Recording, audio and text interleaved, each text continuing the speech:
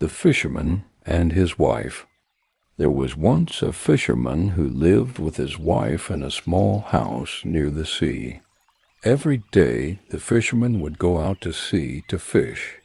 One day, as he was sitting on the shore fishing, he noticed that his fishing line had been pulled away into the water.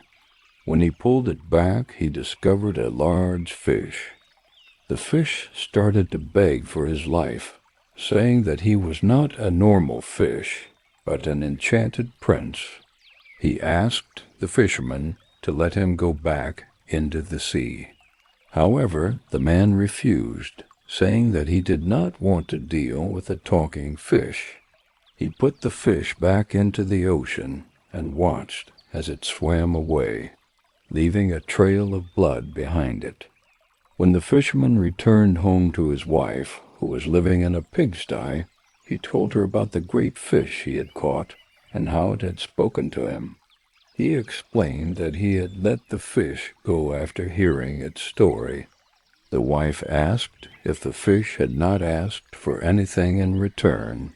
She suggested that they should ask for a cozy little cottage instead. The fisherman was not very enthusiastic about the idea, but he went back to the shore. When he returned, the water looked different, with a yellow and green hue. He stood by the water's edge and said, "O man of the sea, hear my plea, for my wife Ilsebil wants a place to call her own, and she has asked me to ask you for a boon." Then the fish swam up to him and asked, "What is her wish?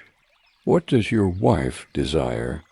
The fisherman replied, "She says that when I caught you, I should have asked for something before letting you go. She does not want to live in the pigsty any more and wants a nice little cottage." The fish then said, "Go home. The cottage is waiting for you." So the man returned home and saw his wife standing in front of a beautiful cottage. "Come in. It's much better than our old pigsty," she said. Inside there was a parlor, a bedroom, and a kitchen. Behind the cottage was a garden with flowers and fruits, and there was also a backyard full of ducks and chickens. "How happy we will be now," the fisherman exclaimed. "We will try our best to make it so," his wife replied. Everything went well for a week or two, but then Dame Ilsebil said, "Husband, this cottage is not big enough for us. The courtyard and garden are too small. I want a large stone castle to live in. Go back to the fish and ask him for one." "Wife," said the fisherman, "I don't want to go back. Maybe he will be angry. We should be happy with this cottage." "Nonsense," said the wife. "He will do it willingly. Go and ask him."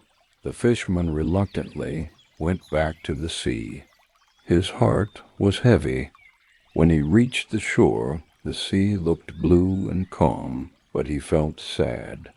He stood at the edge of the water and said, "O man of the sea, hear me.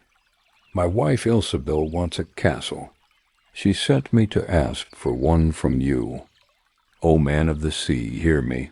My wife Ilsebil wants a castle. She sent me to ask for one from you." "Well, what does she want now?" said the fish. "Ah," said the man dolefully, "my wife wants to live in a stone castle." "Go home then," said the fish. "She is already standing at the gates of it." So the fisherman went away and found his wife standing outside the gates of a grand castle. "See," she said, "isn't this grand?" They entered the castle together and found many servants, luxurious rooms, golden chairs and tables, and a garden behind the castle with a park full of sheep, goats, hares, and deer. In the courtyard there were stables and cowsheds. "Well," said the man, "now we can live happily in this beautiful castle forever." "Perhaps," said the wife, but let's sleep on it before we decide." So they went to bed. The next morning, when Dame Ilsebill woke up, it was broad daylight. She woke the fisherman with her elbow and said, "Get up, husband, and do something, for we must rule all the land." "Wife," said the man, "why do we want to be kings?" "I don't want to be a king." "Then I will," she said. "But how can you be a king, wife?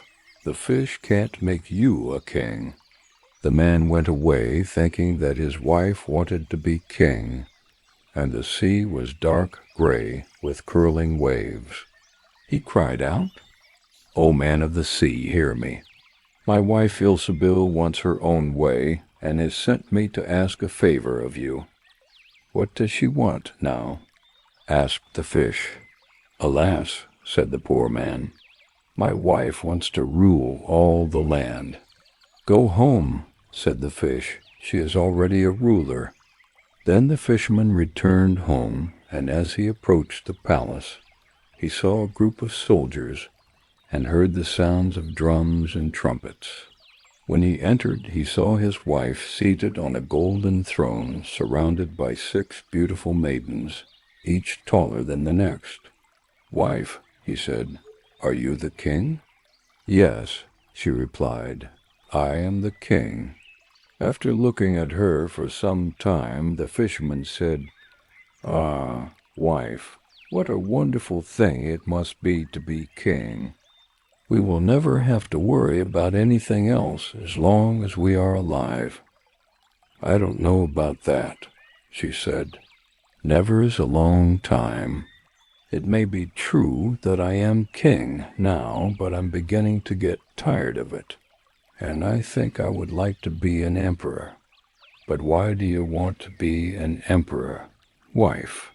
the fisherman asked. "Husband," she replied, "go catch some fish." "I said I would be emperor." "Ah, wife," replied the fisherman, "the fish can't make an emperor." "I'm sure, and I wouldn't like to ask him for that." "I am king," said Ilsebill, "and you are my slave. So go at once." The fisherman was forced to obey. He muttered as he walked away, "This won't end well. It's too much to ask. The fish will get tired, and will regret what we've done." He soon reached the shore, but the water was dark and muddy. A strong wind blew across the waves, rolling them around. He went as close as he could to the edge of the water and called out, "O sea man, hear me. My wife Ilsebill wants her own way. She sent me to ask you for a favor." "What does she want now?" asked the fish. "She wants to be emperor," said the fisherman. "Go home," said the fish. "She is already emperor." So he returned home, and as he approached, he saw his wife, Ilsebill, sitting on a lofty throne of solid gold, with a great crown on her head, 2 yards high. On each side of her there were guards and attendants, each one smaller than the last, from the tallest giant to a little dwarf no larger than a finger. Before her stood princes and dukes and earls. The fisherman approached her and asked, "Wife, are you the emperor?" "Yes," she replied. "What a fine thing it must be to be the emperor." The man exclaimed, admiring her.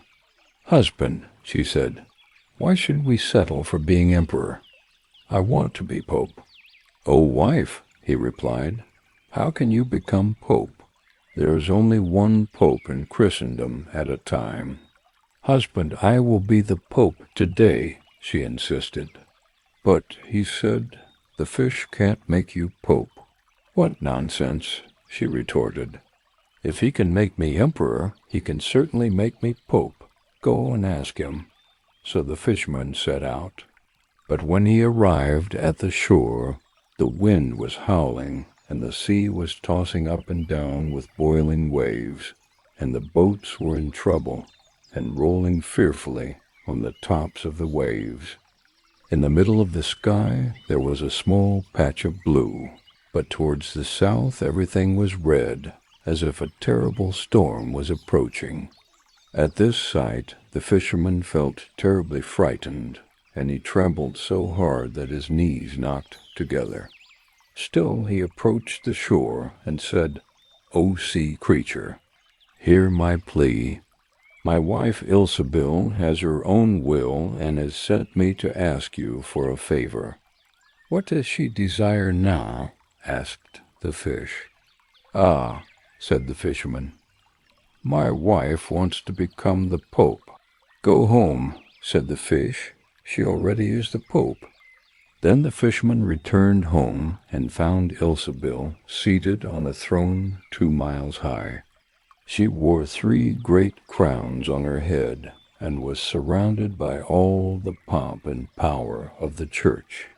On each side of her stood 2 rows of lights, ranging in size from the largest, as large as the tallest tower in the world, to the smallest, no larger than a small candle.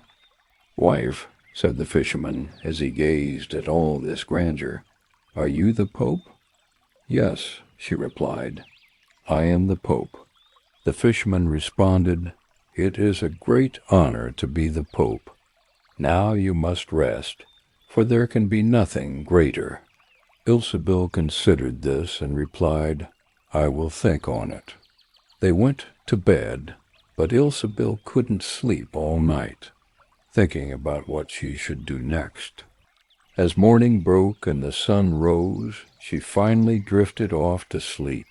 "Ha!" she thought as she awoke and looked out the window. "After all, I can't stop the sun from rising." At this thought she became very angry and woke her husband.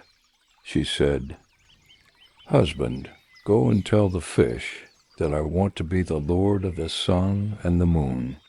The fisherman was still half asleep, but the idea frightened him so much that he jumped out of bed and fell to the floor. "Alas, wife," he said, "can't you be happy with just being the Pope?" She replied, "No, I'm not happy as long as the sun and moon rise without my permission." "Go and see the fish right now." The man went with trembling legs, and as he reached the shore, a terrible storm began. The trees and rocks shook, the skies turned dark with storm clouds, lightning flashed, thunder rolled, and you could see huge black waves in the sea, rising like mountains with white foam on their tops. The fisherman approached the water and shouted as best he could, "Fish, fish, come here. O man of the sea, hear me. My wife, Ilsebil, has sent me here to ask you for a favor." "What does she want?" asked the fish. "She wants to be the lord of the sun and moon," the man replied. The fish sighed and said, "Go home to your pigsty." And so they lived happily ever after.